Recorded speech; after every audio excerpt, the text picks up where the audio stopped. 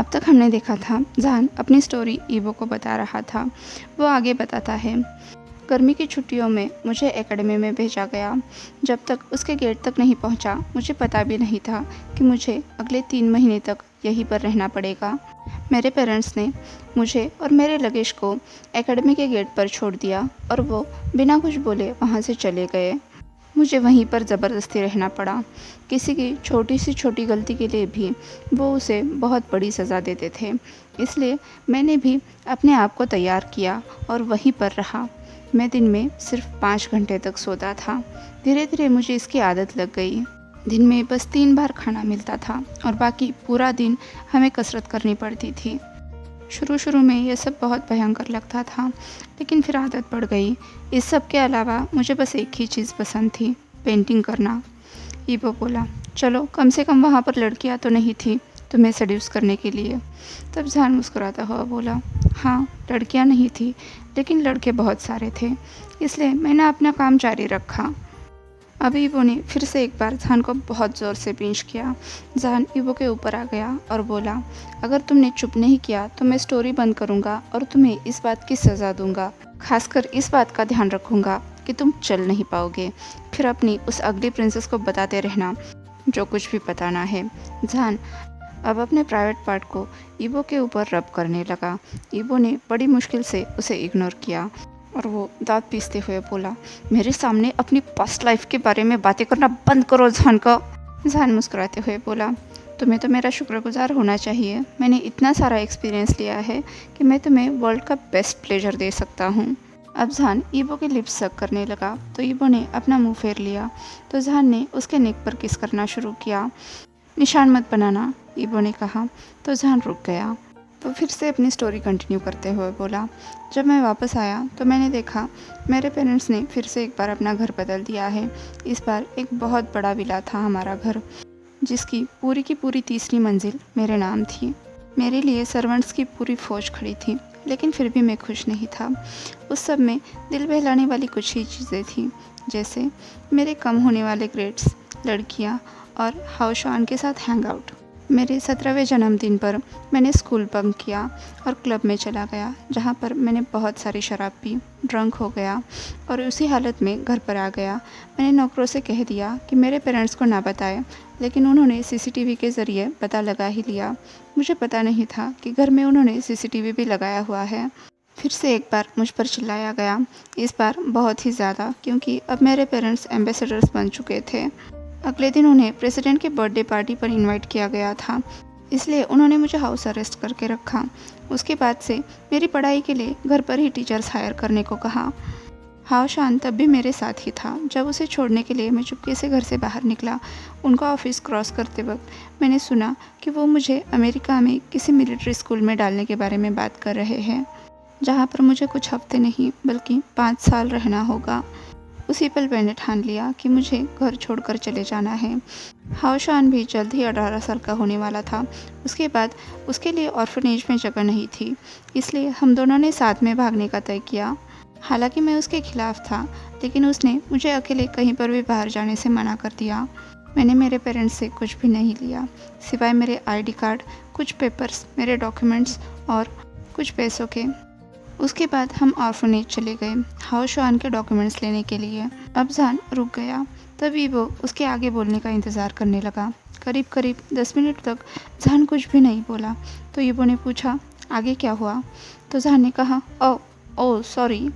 उसके बाद हाउशान अपना आईडी कार्ड लेने के लिए अंदर गया और मेरा किडनैप हुआ। क्या? ईवो ने कहा।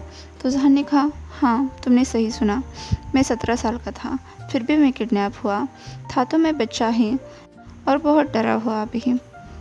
ईवो ने कहा, क्या उसने तुम्हें बहुत परेशान किया? तो जहान ने कहा, यकीन करो या ना करो, लेकिन बिल्कुल भी नहीं।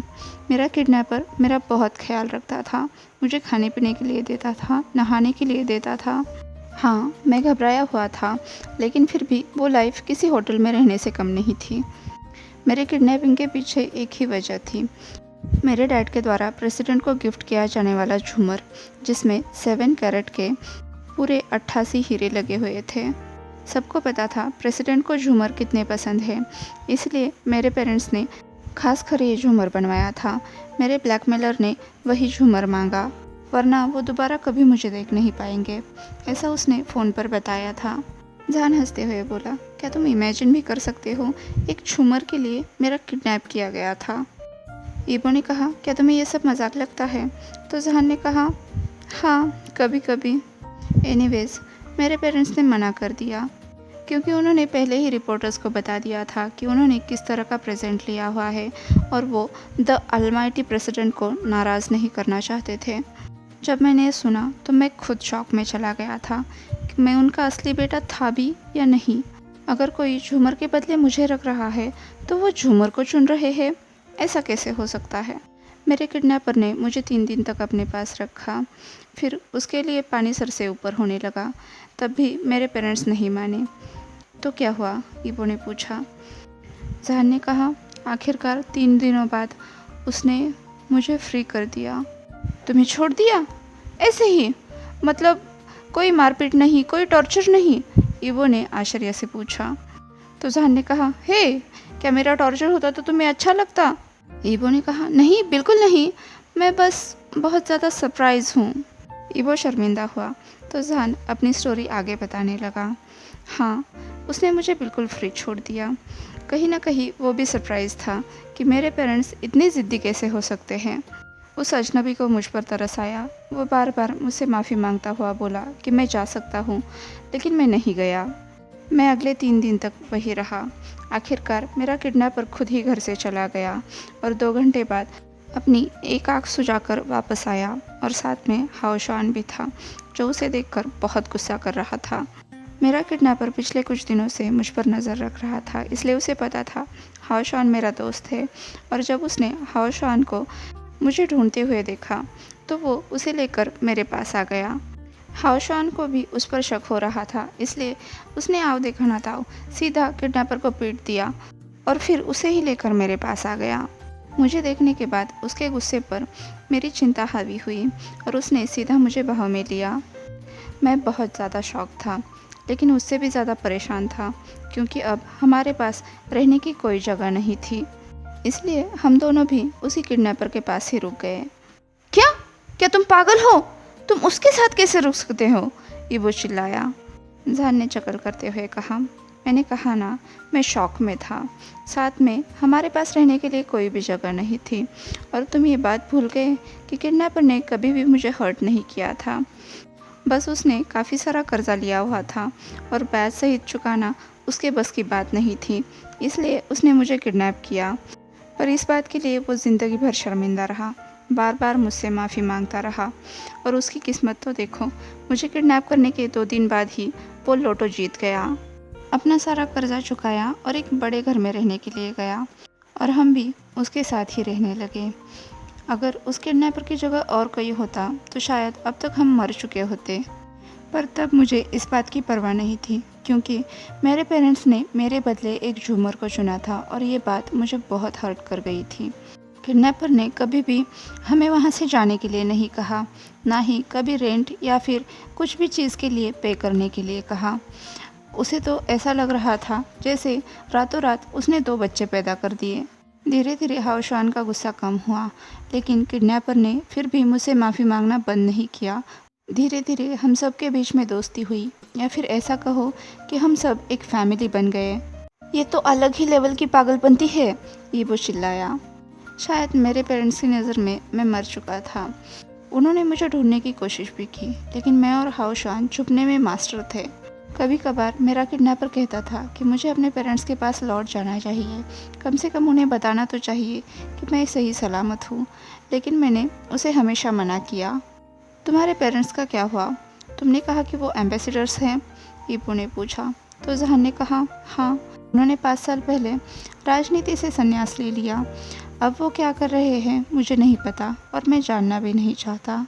ईबो कुछ सोचते हुए बोला, 5 साल पहले? रुको, क्या तुम्हारे पेरेंट्स शाओलोंग और शाओ यितिंग है? जहान सरप्राइज होकर ईबो की तरफ देखते हुए बोला, तुम उन्हें जानते हो? ईबो ने कहा, अच्छी तरह से तो नहीं, लेकिन कभी कभार पार्टीज़ में मैं उनसे मिला करता था। तब मैं 14 साल का था। खैर वो जाने दो, लेकिन तुम सचमुच में एक किडनैपर के साथ रहे, वो भी हाओशॉन को लेकर। क्या तुम्हें डर नहीं लगा? जहान ने कहा, तब मैं बहुत ज़्यादा गुस्सा था। और हाँ, एकेडमी में रहने की वजह से मैं खुद की सुरक्षा करना जानता था। मेरे साथ हाओशॉन भी था, और वैसे भी किडनैपर कोई बुरा आदमी नहीं था। ईबो ने कहा, क्या बात कर रहे हो? उसने तुम्हें किडनैप किया था? तो जहान ने कहा, हाँ, क्योंकि उसे पैसे चाहिए थे अपनी मदर का अंतिम संस्कार करने के लिए। लेकिन हाँ, उसने हमें कभी नहीं बताया कि उसने कितने पैसे लिए थे, उसका कितना ब्याज हुआ था। हमारे लिए तो बस ये चीज़ मायने रखती थी कि उसने कभी भी हमें हर्ट नहीं किया। वो हमारे लिए खाना पकाता था, काम पर जाता था, बावजूद इसके कि उसके पास काफ़ी सारा पैसा था, फिर भी वो यूनिवर्सिटी में जाया करता था पढ़ाने के लिए। वो एक प्रोफेसर था। उसने मुझे और हाओशॉन को भी काफ़ी सारी चीज़ें सिखाई। साथ में हमेशा मुझसे ज़िद करता था कि मैं अपने पेरेंट्स से बात करूं। हालांकि मैंने उसकी बात कभी नहीं मानी, लेकिन फिर भी वो हमसे बहुत प्यार करता था। इस बात पर हमेशा ध्यान देता था कि हमें किसी भी चीज़ की ज़रूरत ना पड़े, हम हमेशा खुश रहे। वो हमारे बर्थडेज़ मनाता था, कभी भी नहीं भूलता था। वो हमारे लिए एक फादर के जैसा था। ईवो ने कहा, वो कितना भी अच्छा हो, लेकिन फिर भी उसने तुम्हें किडनैप किया था। तो जहान ने चकल करते हुए कहा, हाँ, लेकिन वो मेरे बायोलॉजिकल फादर से भी ज़्यादा जिम्मेदार और प्यारा इंसान था। तुम उसके पास से कब निकले? ईबो ने पूछा। तो जहान ने कहा, मैं अभी भी उसी घर में रह रहा हूँ। तुम अभी भी किडनैपर के पास रह रहे हो? ईबो चिल्लाता हुआ बोला। तो जहान ने कहा, बदकिस्मती से अब वो इस दुनिया में नहीं है। 4 साल पहले वो धीरे धीरे चीज़ों को भूलने लगा। जब हमने डॉक्टर को दिखाया तो उन्होंने बताया कि उसे डिमेंशिया हुआ है।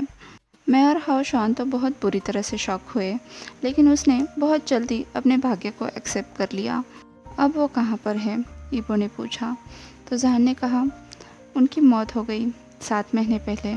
उनके फ्यूनरल पर सिर्फ मैं और हाओशॉन मौजूद थे।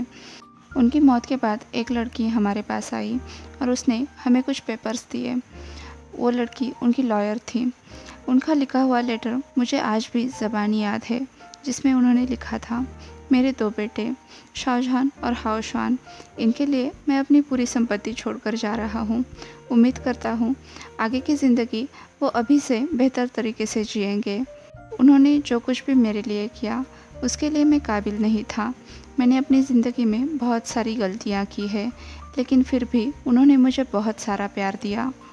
मैं अपनी सारी गलतियों के लिए तहे दिल से तुम दोनों से माफ़ी मांगता हूँ। फिर भी मैं बहुत खुश हूँ क्योंकि तुम दोनों आज तक मेरे साथ हो। मुझे लगता है मैं चाइना का सबसे खुशकिस्मत इंसान हूँ। शाहजहान, मैं तुमसे ये तो नहीं कह रहा कि उन्हें माफ़ करो, पर कम से कम इस बात के बारे में सोचो, वो भी परफेक्ट नहीं है मेरी तरह। मेरे ख्याल से तुम्हें उनसे कम से कम एक बार तो बात करनी चाहिए।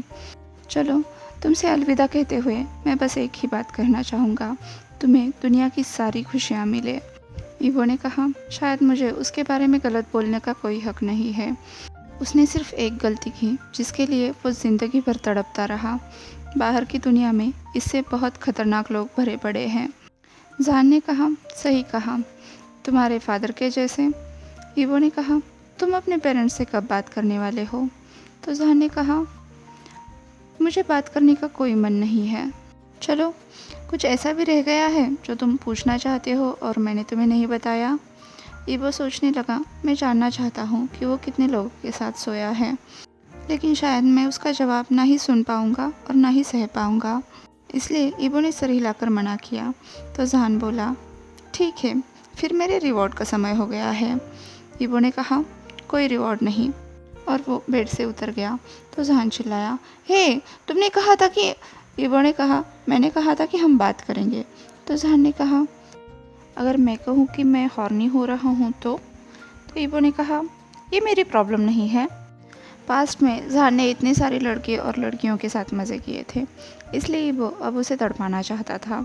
लेकिन जहान ने मुस्कुराते हुए कहा, कोई बात नहीं, मैं पिछली वाली क्यूट मेड के साथ जाता हूँ। तो ये वो अपने पैर पटकता हुआ बाथरूम में चला गया। वो सोच रहा था जहान थोड़ी देर में आएगा, लेकिन जहान 40 मिनट तक नहीं आया। तो ये वो गुस्से में बाहर चला आया। अपनी कमर पर टॉवेल लपेटते हुए वो जहान को देखने लगा। तभी एक ठंडे हवा की झोंके ने उसका ध्यान खींच लिया।